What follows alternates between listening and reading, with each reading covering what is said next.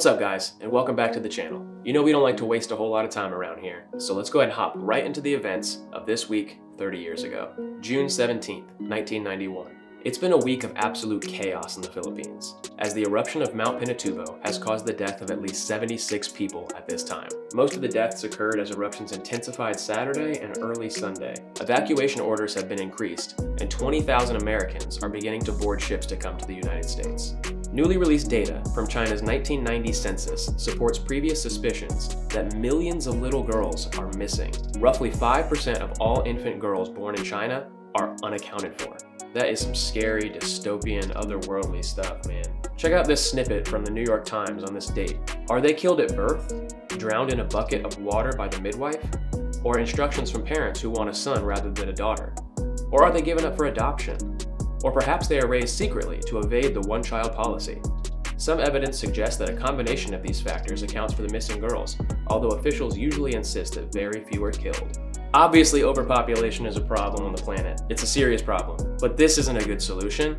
Stop procreating. Don't create a life and then ruin it. How about Chinese adults get fixed? Government-assisted tube tying. Help your adult citizens stop procreating like rabbits. That way they don't have to kill one of their kids. This is crazy. And this was 30 years ago. Is this still going on? I don't even know. I don't know anything. That's why I'm doing this, to learn. And so far, learning makes me sad. In sports news, Payne Stewart and Scott Simpson tied yesterday in the United States Open. They are set to play an 18-hole playoff tonight. Tonight's primetime TV slots belong to Major Dad, The Family Man, Murphy Brown, Fresh Prince of Bel-Air, Blossom, and MacGyver. June 18th, 1991.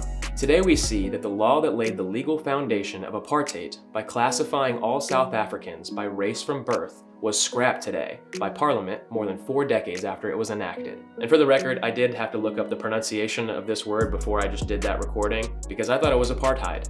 It's actually apartheid. And for the kids out there who are wondering what apartheid was, it was a system of institutionalized racial segregation that existed in South Africa and Southwest Africa from 1948 until the early 1990s. Broadly speaking, this entailed the segregation of public facilities and social events, and it dictated housing and employment opportunities. It seems throughout the entirety of human history, we can't help but mistreat each other and put each other in boxes. I'm better than you because I live here, and I'm better than you because I have this, and I'm better than you because my skin is this color. What is wrong with us? You're cool, I'm cool.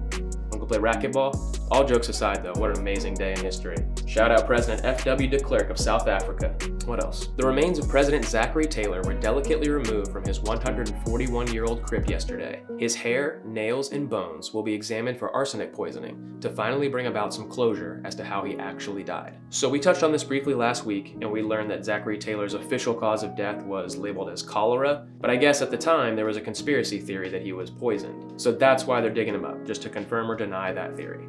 In sports, Payne Stewart defeated Scott Simpson last night in their 18-hole playoff for the 91st United States Open at Hazeltine National Golf Club.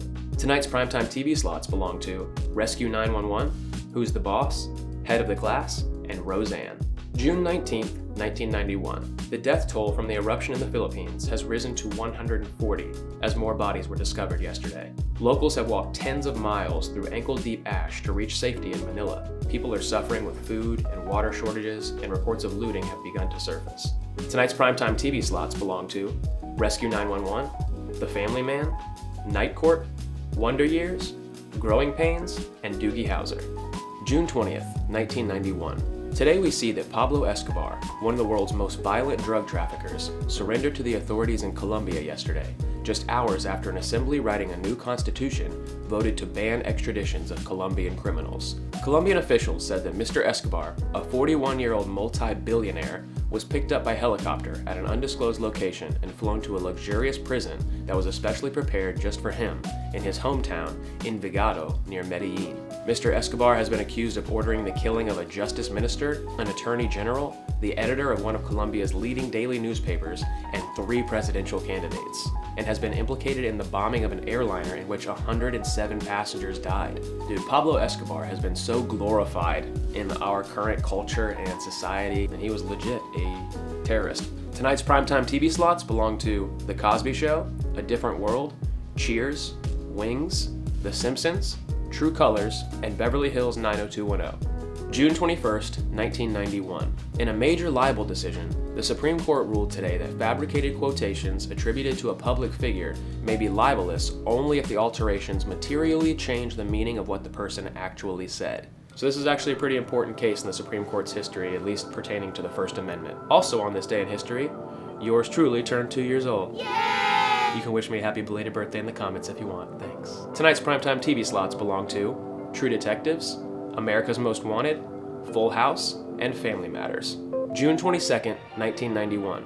In sports, we learned that Monica Seles, the top-seeded women's singles player at Wimbledon this year, stunned tournament officials yesterday evening by announcing that she was withdrawing from the event because of some minor injuries she suffered in an unspecified accident. This is the first time in Wimbledon's history, which dates back to 1877, that any top-seeded player has withdrawn from contention after the draw was already determined. This is actually interesting to this year because this year's number 2 ranked player, Naomi Osaka, just withdrew from Wimbledon this past week as well. Osaka's reasons are more dedicated to mental health and her desire to prolong her career, which a lot of major athletes are in support of. So shout out to Monica Seles for paving the way. Tonight's primetime TV slots belong to Amen, American Dreamer, Golden Girls, Totally Hidden Video, Yearbook, Cops, and The Young Riders. June 23rd, 1991. As South Africa embarks on a turbulent transition to non-racist democracy, it reaps a whirlwind sown by the inequalities and cruelties of more than 4 decades of apartheid. In the last 17 months since de Klerk's new South Africa proclamation, more than 4,000 black people have been killed in political and tribal violence. Tonight's primetime TV slots belong to Sunday Dinner, All in the Family, Murder, She Wrote, In Living Color, Get a Life, Married with Children, and America's Funniest Home Videos. For the weekly music wrap-up, the charts were topped this week by the likes of Paula Abdul, Color Me Bad, Extreme, R.E.M., and Michael Bolton. And on the big screen, the biggest box office hits of the week were Robin Hood, Prince of Thieves, City Slickers, The Rocketeer, Dying Young, and Backdraft. Well, that's just about all that happened this week 30 years ago, but thank you so much for joining us today, and if you enjoyed the video, please consider giving it a like, and maybe even subscribing to the channel for future content. And we hope to see you next week!